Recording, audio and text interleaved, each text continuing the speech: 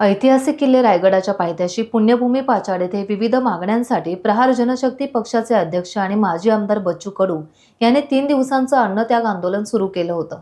मुख्यमंत्री देवेंद्र फडणवीस यांनी केलेला फोन, मंत्री भरत गोगावले यांनी केलेली शिष्टाई आणि नामदार योगेश कदम यांनी दिलेल्या भेटीनंतर बच्चू कडू यांनी आपलं उपोषण आता सोडलं आहे.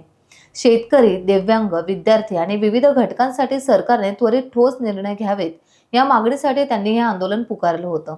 आंदोलनाच्या 3ऱ्या दिवशी मंत्री योगेश कदम आणि रोजगार हमी मंत्री भरत गोगावले यांनी उपोषण स्थळी भेट दिली आणि दिव्यांग बांधवांच्या न्याय हक्कासाठी सरकार प्रयत्नशील असल्याबाबत त्यांनी आश्वासित केले.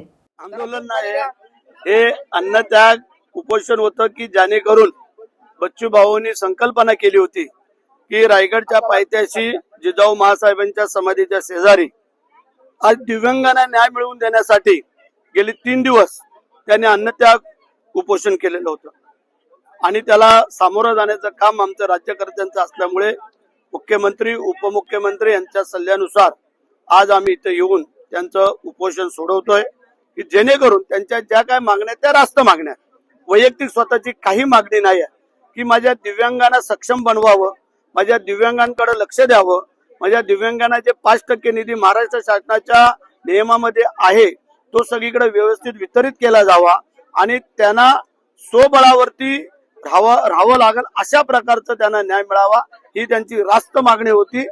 काल मुख्यमंत्री उपमुख्यमंत्री यांची चर्चा करून आज आम्ही इथे आलेलो आहोत. योगेश कदम मगाशी येऊन गेला.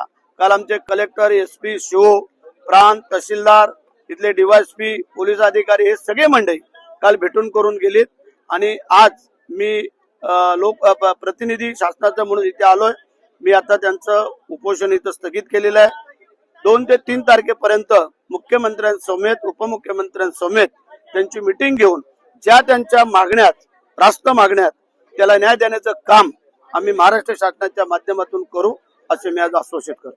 त्यांनी आता जे काय आमच्या रोजगार हमी योजनेच्या माध्यमातून जी काय मागणी केलेली आहे, आमचं जे काय डिपार्टमेंट खातं आहे हे अत्यंत वेगळं आहे. गोरगरिबाशी निगडीत लोकांना मजुरी देण्याचं काम हे आमच्या खात्याच्या मार्फत केलं जातं. त्यामध्ये दिव्यांगांना काय करू शकतो, कारण ते बिचारे दिव्यांग असल्यामुळे की चांगल्या माणसाप्रमाणे धडधाकड असं काम करू शकतात, परंतु त्यांची जी इच्छाशक्ती ही प्रबळ आहे आणि त्याला अनुसरून आम्ही काय करू शकतो की जेणेकरून त्यांना काही ना काहीतरी मजुरी मिळेल आणि त्याच्याने त्यांचं उत्पन्न होईल आणि त्यांचं घर सावरलं जाईल, कुटुंब सावरलं जाईल, स्वतःवरती त्यांना व्यवस्थित आणता येईल. नाही तर शासनाचे जे 1,500 रुपये आहेत ते फार अपुरे आहेत आणि त्याचा विचार आम्ही करतोय की त्याच्यामध्ये काय करतात. जिजाऊच्या समाधीचं दर्शन घेऊन रायगडाच्या सावलीत आज शहीद दिनाच्या दिवशी हे उपोषण सांगता होतं.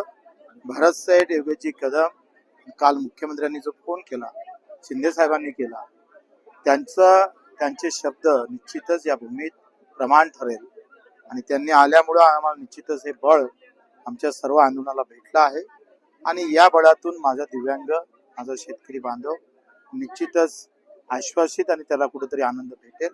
त्यांनी दिलेलं आश्वासनामुळं आज आम्ही आमचं आंदोलन इथं स्थगित करतो आणि 2 या गोष्टी घडल्या इथे. एक तर अन्नत्यागही होतं आणि दुसरं रक्तदान पण झालं. ज्या भूमीत रक्त सांडून संघर्षाची नवीन पहाट निर्माण केली आणि संघर्षातून पुन्हा रयतेकडे जाण्याचं काम मार्ग छत्रपतीनं केला, त्याच भूमीमध्ये आज रक्तदान करून भरत शेठनी दिलेला हा शब्द आम्ही प्रमाण समजतो आणि 2-3 तारखेला खरं तर आमच्या सगळ्या मागण्याला एक वेगळ्या प्रकारची आशा आम्हाला तिथे आहे, त्याला मंजुरात भेटेल आणि आनंदानं हा दिव्यांग शेतकरी नांदेल. कारण इथं दिलेला शब्द हा रायगडाच्या पायथ्याशी या मातीत दिलेला शब्द आहे, तो शब्द खोटा ठरणार नाही असं नक्की मला खात्री आहे. आणि आजचं आंदोलन गेल्या 3 दिवसाचं माझा दिव्यांग बांधव कानाकोपऱ्यातून, गडचिरोलीपासून तर प्रत्येक ठिकाणाहून इथं आला स्वतःच्या पैशानं, त्यांचंही मी आभार मानतो, त्यांना मानाचा मुजरा अर्पण करतो. आमच्या तानाजी मालुसरांचे वंशज ताई इथे आलेले आहे. अनेक चांगल्या गोष्टी इथे घडल्या. या भूमीला आम्ही कधी विसरणार नाही. हे 3 दिवस मला रायगडाच्या पायथ्याशी राहता आलं, ह्याच्यासारखं भाग्य नाही आणि या भाग्यामध्ये माझं खऱ्या अर्थानं दिव्यांगाचं भाग्य उजळेल अशा अपेक्षा. मी आज माननीय एकनाथ शिंदे साहेबांचा निरोप घेऊन आंदोलनाच्या ठिकाणी मी आलो होतो. माननीय बच्चू कडू साहेब गेली अनेक वर्ष दिव्यांगांसाठी लढा देत आहेत.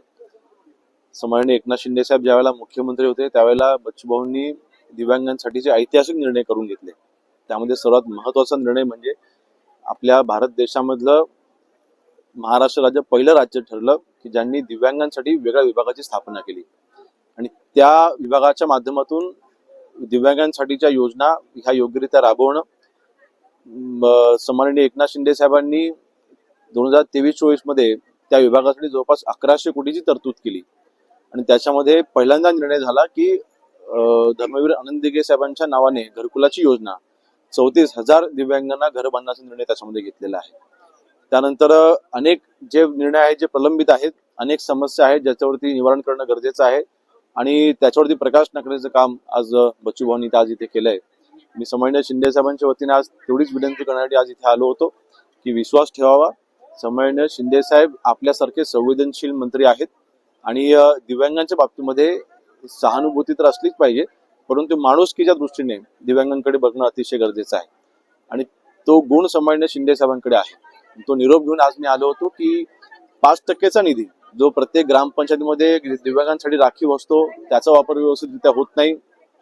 जिल्हा परिषदेला पंचायत समितीला 5% निधी हा दिव्यांगांसाठी आरक्षित असतो, तो देखील लढा बच्चू भाऊंनी दिला होता आणि 5% निधीचा उपयोग हा व्यवस्थितरित्या होत नाही, त्याचा दुरुपयोग केला जातोय, भ्रष्टाचार कधी होताना दिसतो. मग दिव्यांगांसाठीच्या या ज्या योजना आहेत त्याची अंमलबजावणी जर का होत नसेल तर नक्कीच हा प्रश्न उपस्थित होणारच आहे.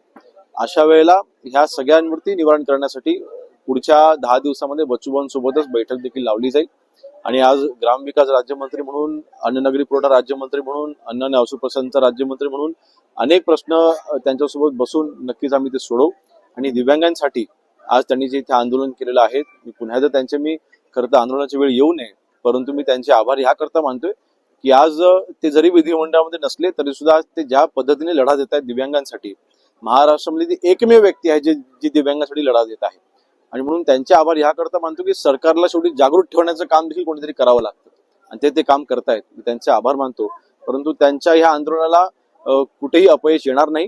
त्यांना सरकारकडनं ज्या अपेक्षा आहेत त्या अपेक्षा पूर्ण करण्याचं काम सन्माननीय एकनाथ शिंदे साहेब, महाराष्ट्र राज्याचे आमचे मुख्यमंत्री सन्माननीय देवेंद्र फडणवीस साहेब आणि आपले उपमुख्यमंत्री अजितदादा हे 100% करतील, आम्हाला विश्वास आहे. जवळपास 450 कोटीचा निधी हा यावर्षी दिव्यांग कल्याण विभागासाठी त्याची तरतूद झालेली आहे, परंतु नक्कीच जसा जसा निधी खर्च होतो तसा जुलैचं बजेटचं अधिवेशन होतं, पुरवणी अधिवेशन होतं, त्याच्यामध्ये पुन्हा वाढीव देखील तरतूद केली जाऊ शकते. त्याच्यामध्ये कुठेही निधी कमी पडणार नाही याचा शब्द सन्माननीय शिंदे साहेबांनी दिलेला आहे. एक गोष्ट मात्र नक्की आहे की मुख्यमंत्री लाडकी बहीण योजना ज्या वेळेला लागू झाली त्यावेळेला महिलांना आपण दरमहा आपण 1500 रुपये आपण देतोय, किंवा कलाकारांसाठी जे मानधन आहे ते आता मग 5000 रुपये आपण केलेलं आहे. अशा वेळी दिव्यांगांसाठी देखील भरीव निधी देणं अत्यंत आवश्यक आहे, कारण शेवटी 1500 रुपयामध्ये उदरनिर्वाह होत नाही. रोजगाराचे त्यांना कुठल्या संधी उपलब्ध नसतात आणि जे तीव्र दिव्यांग असतात त्यांना तर अजिबातच शक्य नसतं. कुटुंब त्याचं देखील घरामध्ये कधी कधी असं होतं की वयोवृद्ध आई वडील असतात आणि मुलगा हा दिव्यांग असतो. अशा वेळेला कमवणाऱ्या घरात कोण नसतं, त्या 1500 रुपयामध्ये कुठलाही उदरनिर्वाह होत नसतो. तर अशा वेळेस त्यांना आर्थिक भार 100% हा जास्त असला पाहिजे आणि मला वाटतं जर का निधी वाढवून दिला तर सरकारवरती काही जास्त आर्थिक भार देखील पडणार नाही. तर नक्कीच त्या बाबतीमध्ये आम्ही सकारात्मक विचार करू. आज अधिवेशन चालू आहे, अधिवेशन चालू असताना बाहेर कुठल्या नवीन घोषणा करता येत नाहीत, परंतु तरी सुद्धा आपले वित्तमंत्री अजितदादांकडे आम्ही याबाबतीत नक्कीच चर्चा करू. टाइम्स डिजिटलला लाईक करा, सबस्क्राईब करा, शेअर करा आणि बेल आयकॉन दाबायला विसरू नका. पाहत रहा टाइम्स डिजिटल.